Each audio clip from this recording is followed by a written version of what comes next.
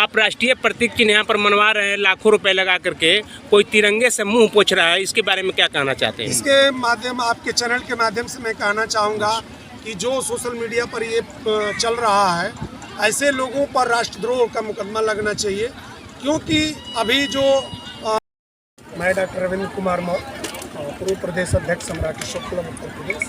Sir, आज राष्ट्रीय देखा जाए अशोक स्तंभ का तीसरा स्थापना दिवस अलीपुर जो है और जो है अशोकपुर ग्राम सभा में जो है मनाया जा रहा है, इस पर जो है क्या संदेश देना चाहेंगे सर आप? सबसे पहले तो मैं आप सभी चैनल के माध्यम से सभी राष्ट्र प्रेमियों को धन्यवाद ज्ञापित करता हूं, और इस अलीपुर के लोगों को मैं विशेष धन्यवाद ज्ञापित करता हूं कि एक ऐसे चीज़ का निर्माण कराए जो देश की एकता और अखंडता को कायम करते हैं। बहुत से लोग अपने धर्म के लिए मंदिर बनाते हैं, मस्जिद बनाते हैं, वो एक धर्म और एक संप्रदाय, एक पंथ के लिए होता है। लेकिन जब हम अशोक स्तंभ बनाते हैं वो पूरे राष्ट्र के लिए होता है।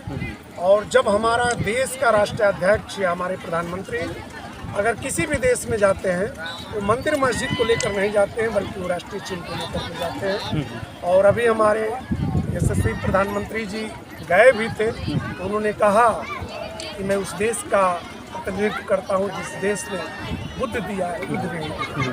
सर, देखा जाए विश्व गुरु का इस समय जो है चर्चा चल रहा है, और देखा जाए अशोक के जो जीवन काल था उसी समय जो कहीं कहीं देखा जाए पूरे विश्व में जो है इनका जो ज्ञान रूपी चीज़ें थी और जो इनका जो योद्धा वाली चीज़ें थी, वो तमाम चीज़ जो है पूरा एशिया में जो लगभग फैला हुआ था, मध्य एशिया तक फैला हुआ था। और फिर से जो है दोबारा विश्व गुरु का दर्जा मतलब किस लिए हम नहीं सोच पा रहे हैं।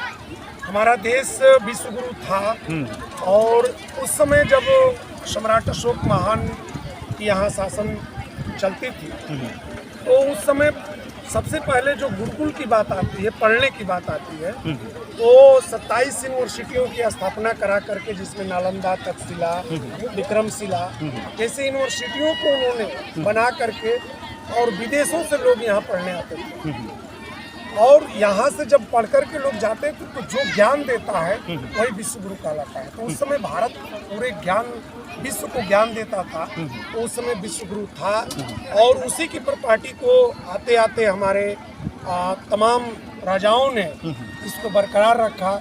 लेकिन आज अब कौन से लोग ये सोच रहे हैं कि हम विश्व गुरु बनेंगे, जब हम विश्व गुरु थे ही तो आज भी हैं। इसमें कोई विश्व गुरु बनने की तो होड़े नहीं लगी है। आज भी जापान, कोरिया, जितने भी बौद्धिक राष्ट्र हैं, सब के सब भारत की तरफ देख रहे हैं कि भारत जो है जहाँ से ज्ञान का प्रकाश निकलता था, आज वो कहाँ खो रहा है, उसकी परिकल्पना कर रहे हैं। ये राष्ट्रीय जो अशोक स्तंभ यहाँ पर लगाया गया है, इससे लोगों को जो है संदेश किस प्रकार से दिया जा रहा है? इसको संदेश हम लोग ये देना चाहेंगे कि जितना आज देखा जाए हमारे देश में, तो बच्चे बच्चे अपने धर्म और संप्रदाय के प्रति जागरूक है, सहिष्णु है, लेकिन राष्ट्र के प्रति नहीं है। जैसे आप कहीं भी देखेंगे जब राष्ट्रगान होता है तो 52 सेकंड लगता है, 1 मिनट भी नहीं लगता है।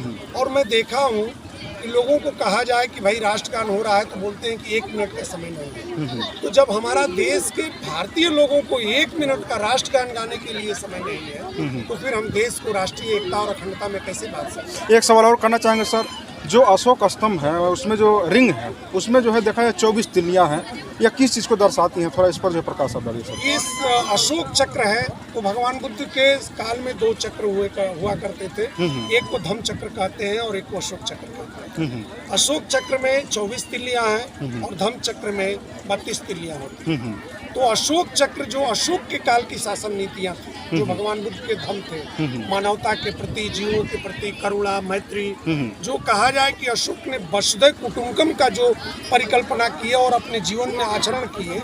अब अशोक को अगर देखा जाए तो आज भी हमारे देश के लोग अशोक के चिन्ह को तो अपना लिए, लेकिन अशोक के चरित्र को नहीं अपना पा रहे।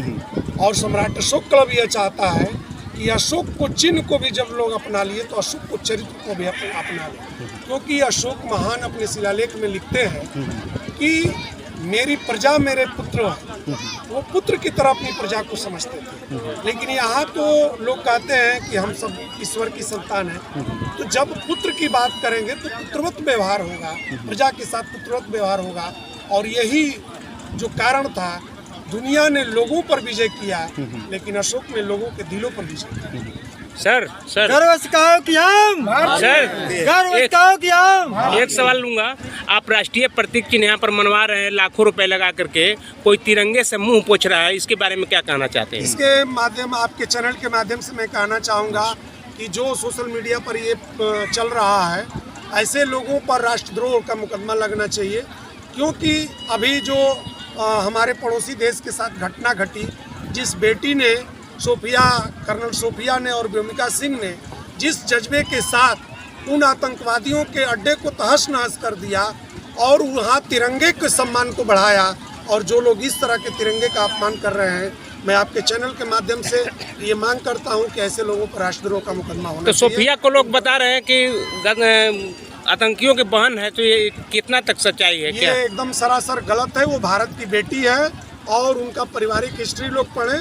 वो लोग जो भारत को धर्म के नाम पर बांटना चाहते हैं, वही लोग इन बेटियों को, ऐसे जाबाज साथियों को जो इस देश के लिए अपनी जान की बाजी लगा रहे हैं, जब हम लोग रात को सो रहे थे उस समय वो भारत की बेटी जाकर के पाकिस्तान में बम गिरा रही थी। ये हम लोगों के लिए गौरव की बात है। अगर जो इस तरह की सोच कर अगर बात करते हैं, तो मैं मानता हूँ वो कहीं ना कहीं कुंठित मानसिकता से बात कर रहे हैं। वो राष्ट्र के प्रति नहीं, वो कहीं ना कहीं एक दूषित मानसिकता से उस बेटी को अपमान कर रहे हैं। और सर, बिहार के राज्यपाल जी महाबोधि मंदिर में जाकर के हिंदू रीति रिवाज से पूजा करवाते हैं, तो इसका क्या मतलब कि क्या होना चाहिए? कानूनी सही है? प्रक्रिया है, ऐसा नहीं होना चाहिए। जब हमारे देश में संविधान कहता है, जब संविधान की उद्देशिका पढ़ेंगे तो उसमें स्पष्ट लिखा है कि सभी लोगों को अपनी पूजा उपासना करने की स्वतंत्रता है। तो उसी तरह से वो भगवान बुद्ध की ज्ञान स्थली है, वहाँ पर भगवान बुद्ध ने ज्ञान प्राप्त किए, तो उसको जो है भगवान बुद्ध के ज्ञान स्थली को पूरा विश्व मानता है कि यहीं पर भगवान बुद्ध को ज्ञान हुआ। वो बौद्ध धर्म का प्रतीक है, तो वहाँ पर जो भी है वो बौद्ध धर्म के अनुसार होना चाहिए और उसमें किसी भी प्रकार का हस्तक्षेप नहीं होना चाहिए। इससे सौहार्द बिगड़ेगा, हमारी देश की एकता और अखंडता बिगड़ेगी। मैं आपके चैनल के माध्यम से ये भी कहना चाहूँगा कि जो भी लोग बौद्धिक विचार भगवान बुद्ध के धर्म को मानते हैं, वो करुणा, मैत्री और प्रज्ञा से अपने आंदोलन को चलाएं, और आज नहीं तो कल विजय उनकी जरूर होगी। इसके लिए मैं आप लोगों का धन्यवाद ज्ञापित करता हूं। बहुत बहुत धन्यवाद। इसको लेकर क्या जो है संदेश देना चाहेंगे? सबसे पहले आप सभी लोगों को बहुत बहुत धन्यवाद कि आप ऐसे खबर का जो है प्रकाशित करेंगे। तो यह जो प्रोग्राम चल रहा है अशोक स्तंभ का, ये बहुत ही सराहनीय कार्य है। इस तरह का कार्य निरंतर होते रहना चाहिए। इसी समाज में जागरूकता आएगी और हम लोग अपने इतिहास को जान पाएंगे, हमारी पीढ़ियाँ भी इतिहास को समझ पाएंगे। सर, ऐसे अशोक स्तंभ पूरे देश में लगने चाहिए, सभी गाँवों में अवश्य लगने चाहिए। ऐसे स्तंभ लगना चाहिए जिससे कि हम लोग अपने इतिहास को जान सकें। जी सर। डॉक्टर के लोगों को हमारे ग्राम सभा में स्वागत है और आप सभी लोगों को धन्यवाद है कि इस कार्यक्रम में आए और अपना समय। प्रधान जी, आपके द्वारा देखा जाए बौद्ध द्वार जो है कहीं कहीं मेन जो है गांव के बगल में है, जो बनाया गया है, और यहाँ बगल में जो है राष्ट्रीय अशोक का जो है स्तंभ चिन्ह बनाया गया है। और इस प्रकार से जो है सर आगे जो है किस तरह से जो है इस तरह की जो तैयारियां हैं और जो चीज़ें हैं उसको जो है आप किस तरह से लोगों के बीच में ला रहे हैं?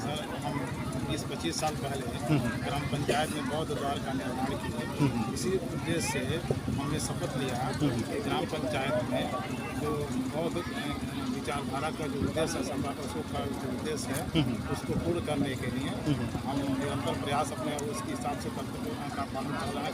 गाँव और सभा के विकास में निरंतर लगे हुए हैं। उसी परिप्रेक्ष्य में शिक्षित बनो, संगठित हो, संघर्ष करो, इस तरह का नारा भीमराव अम्बेडकर ने दिया था।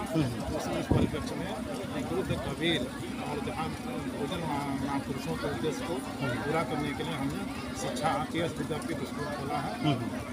शिक्षा के माध्यम से बौद्धिक विकास और सम्राट अशोक के विचारधारा को प्रसार करना चाहते हैं। साल से जब से ये राष्ट्रीय प्रतीक चिन्ह का निर्माण कराए, ये प्रेरणा हमको मिली सम्राट अशोक क्लब से। हम एक बार कहीं घूम रहे थे, गोरखपुर कार्यक्रम चल रहा था, हम वहाँ पे देखे तो सम्राट अशोक क्लब के कार्यक्रम को देख करके कि राष्ट्रीय प्रतीक चिन्हों की झांकी निकालते हैं, उससे हमको प्रेरणा मिली कि भारत का राष्ट्रीय प्रतीक चिन्ह का निर्माण ही क्यों न कराया जाए।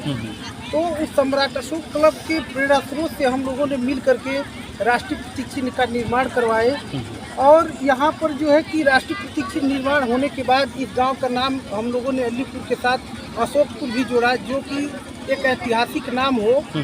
और इस कार्यक्रम को हम लोग 3 वर्षों से विगत करते आ रहे हैं।